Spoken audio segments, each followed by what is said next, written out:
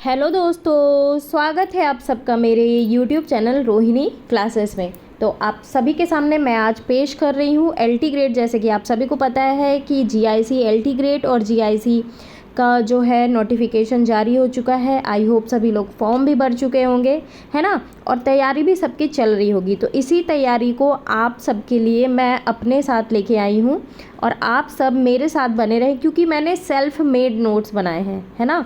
और एग्ज़ाम को ध्यान में रखते हुए, एग्ज़ाम के सिलेबस को ध्यान में रखते हुए मैंने नोट्स बनाए हैं। आप सभी को अगर थोड़ा भी पसंद आए तो कमेंट बॉक्स में ज़रूर मेंशन करिएगा। तो चलिए बिना किसी बकबक के स्टार्ट करते हैं। तो सबसे पहले आप सभी को पता है कि बायोलॉजी का सबसे बड़ा पोर्शन होता है क्लासिफिकेशन का, है ना। तो सबसे पहले हम क्लासिफिकेशन ही स्टार्ट करेंगे, यानी कि सारे फाइलम हम देखेंगे। उसके पहले हम ये पता कर लेते हैं कि व्हाट इज़ टैक्सोनॉमी, है ना। What is taxonomy. तो टैक्सोनॉमी को हिंदी में कहते हैं वर्गीकरण। क्या कहते हैं? वर्गीकरण।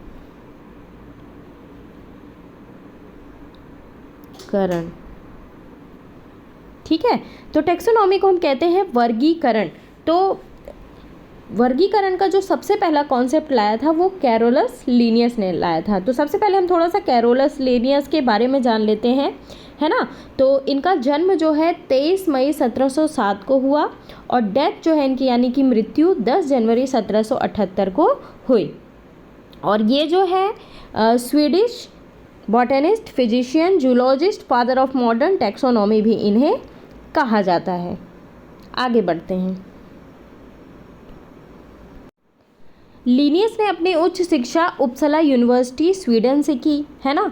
इन्होंने अपनी किताब का पहला प्रकाशन जो सिस्टेमा नेचर के नाम से जानी जाती है, ये एग्ज़ाम में पूछा जाता है कि सिस्टेमा नेचर किसकी किताब है और इसका पहला प्रकाशन कहाँ पे छपा। तो ये एग्ज़ाम पॉइंट ऑफ व्यू से बहुत इंपॉर्टेंट हो जाता है, तो ये ज़रूर ध्यान रखिएगा। सिस्टेमा नेचर जो है ये कैरोलस लीनियस की बुक है और ये इसका सबसे पहला प्रकाशन नीदरलैंड में छपा।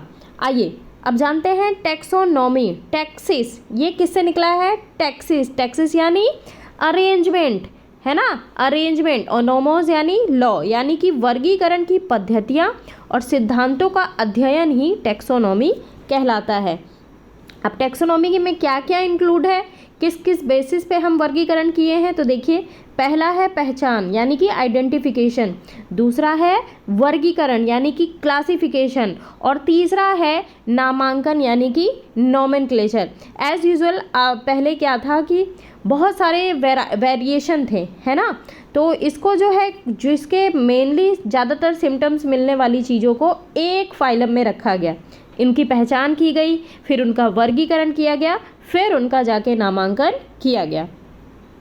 तो अब टैक्सोनॉमी तो हम जान गए कि वर्गीकरण क्या है, यानी कि पद्धतियों और सिद्धांतों का अध्ययन हम टैक्सोनॉमी कहते हैं। टैक्सोनॉमी में हम पहचान, वर्गीकरण और नामांकन को इंक्लूड करते हैं। अब हम जान लेते हैं कि टैक्सोनॉमी के प्रकार कितने होते हैं। तो देखिए सबसे पहला प्रकार है सिस्टेमैटिक्स। क्या है? सिस्टेमैटिक। और ये शब्द दिया था कैरोलस लीनियस ने। ये लैटिन भाषा का शब्द है ना। सिस्टेमा से ये डिराइव्ड हुआ है। और सिस्टेमेटिक अरेंजमेंट ऑफ ऑर्गेनिज्म, यानी कि किसी भी ऑर्गेनिज्म का सिस्टमैटिक क्रमबद्ध अरेंजमेंट, है ना। और सिस्टमैटिक में केवल बाह्य प्रारूप को शामिल किया गया है, आंतरिक प्रारूप को नहीं शामिल किया गया है, ये चीज़ ध्यान रखिएगा। आगे बढ़ते हैं। दूसरा है न्यू सिस्टमैटिक या नियोसिस।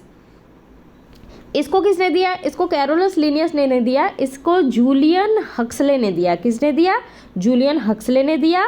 और ये description of all external and internal structure along with structure of cell, development process और इकोलॉजिकल इंफॉर्मेशन ऑफ ऑर्गेनिज्म, यानी कि इसमें जो है बाह्य और आंतरिक ये दोनों संरचनाओं को इंक्लूड किया गया है, यानी कि कोशिका की संरचना हो गई, विकास का क्रम हो गया और इकोलॉजिकल सूचना, ये सारी चीज़ें इसमें इंक्लूड की गई है। अब ये क्या हेल्प करता है, किस चीज़ में मदद करता है? आइडेंटिफाई इंटर रिलेशनशिप ऑर्गेनिज्म, यानी कि नियो सिस्टमैटिक्स विकासवादी यानी कि इवोल्यूशनरी और जेनेटिक रिलेशनशिप पर ये आधारित है। अब आइए जान लेते हैं टैक्सोनॉमी के और प्रकार के। एक है साइटोटैक्सोनॉमी और एक है कीमोटैक्सोनॉमी। आइए इसको भी जान लेते हैं। तो ये जो है ये कोश की जानकारी पर आधारित होती है, जैसे कि गुणसूत्रों की संख्या हो गई, गुणसूत्रों की संरचना हो गई, गुणसूत्र का व्यवहार कैसा है, इसके बेसिस पे साइटोटैक्सोनॉमी बांटी गई है।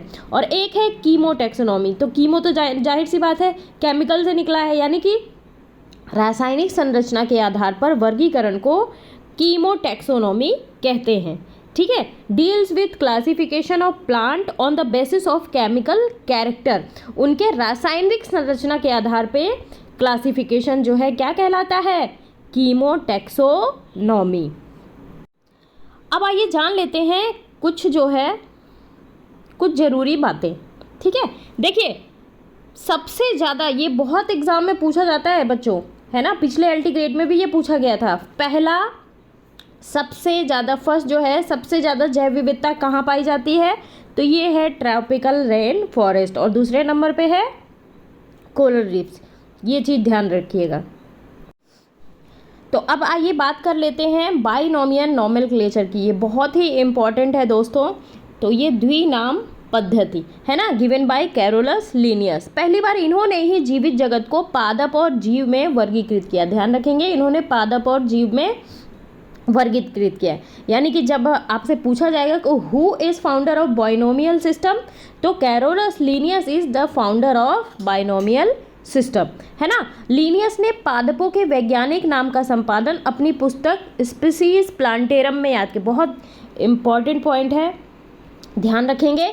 स्पीसीज प्लांटेरम में लिनियस ने पादपों का वैज्ञानिक नाम संपादन किया है। और ये कब हुआ?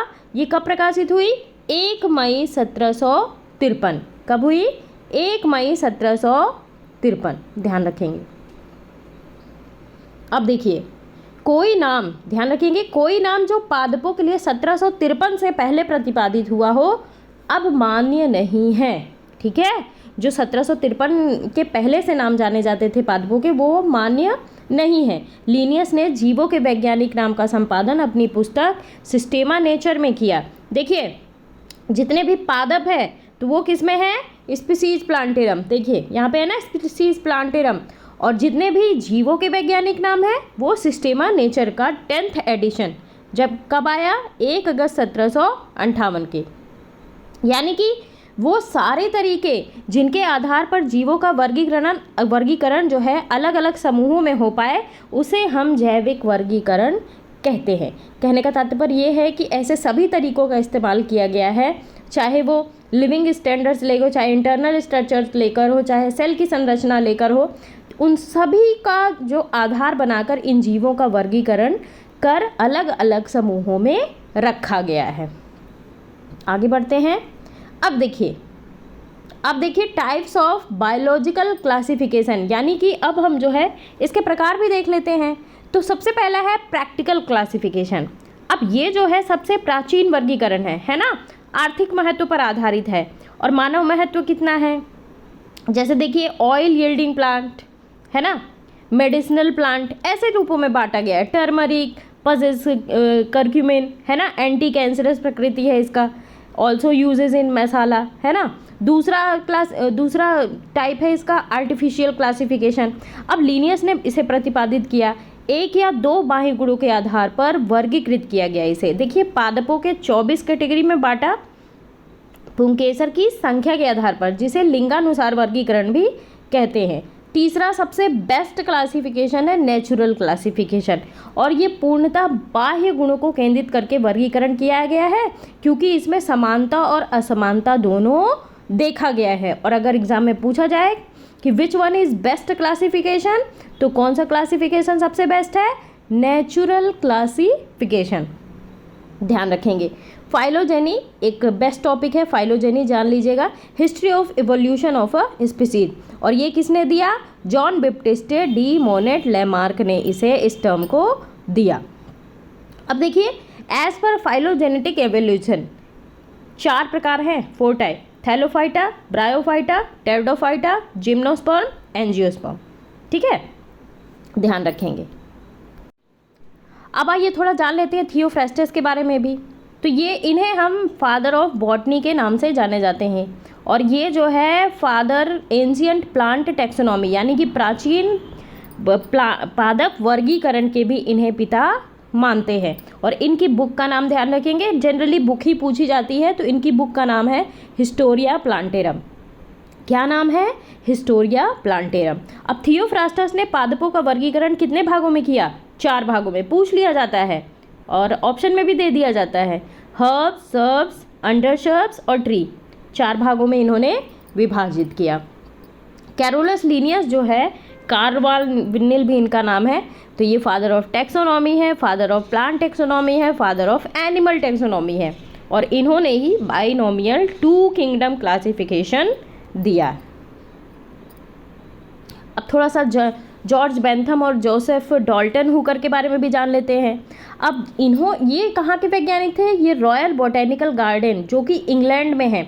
ये एनसीईआरटी का क्वेश्चन है, ये एनसीईआरटी में दिया हुआ है सेम ऐसे ही कि जॉन बेंथम और जोसेफ डाल्टन हुकर, बेंथम और हुकर जो है ये रॉयल बॉटेनिकल गार्डन यानी कि इंग्लैंड के क्यूरेटर यानी वैज्ञानिक थे, है ना।